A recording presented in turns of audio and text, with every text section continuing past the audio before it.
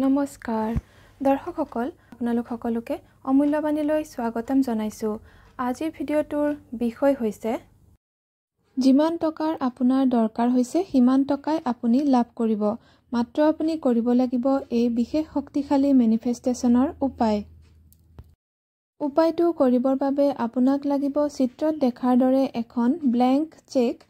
এই চেকখন আপুনি ইণ্টাৰনেটৰ পৰা মানে গুগলৰ পৰা ডাউনলোড কৰি ল'ব পাৰিব। ইউনিভাৰ্ছ লিখা থকা যিকোনো ধৰণৰ মেনিফেষ্টেশ্যন চেক আপুনি গুগলৰ পৰা ডাউনলোড কৰি প্ৰিণ্ট কৰি ল'ব। চেকখন এতিয়া ভালদৰে পঢ়ি চাই আপুনি ফিল আপ কৰি দিব আৰু আপোনাৰ যিমান টকাৰ দৰকাৰ হৈছে সেই এমাউণ্টৰ টকা এই চেকখনত লিখি দিব।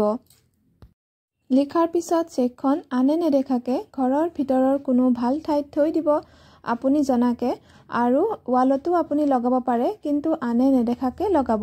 এই উপায়টো কৰাৰ পিছত আপুনি যিমান দিনৰ ভিতৰত টকা পোৱাটো বিচাৰে সিমান দিনৰ ভিতৰতেই পাই যাব। আৰু আপুনি যেতিয়া চেকখন লিখিব তেতিয়া আপুনি ভাবি ল'ব যে কিমান দিনৰ ভিতৰত আপোনাৰ কিমান টকাৰ দৰকাৰ হৈছে, আৰু প্ৰকৃততে আপোনাৰ যিমান টকাৰ দৰকাৰ হয় সেইটো এমাউণ্টহে কিন্তু লিখিব।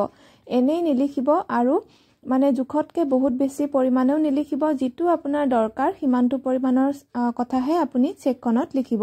কৰি চাব, এইটো এটা সাংঘাতিক শক্তিশালী উপায়। যিমান টকা বিচাৰিব সিমানেই আপুনি পাব।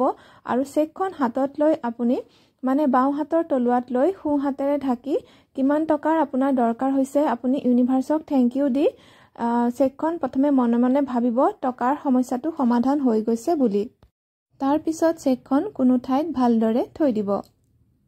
আজিৰ ভিডিঅ'ৰ ইমানতে সামৰণি মাৰিছোঁ। ধন্যবাদ।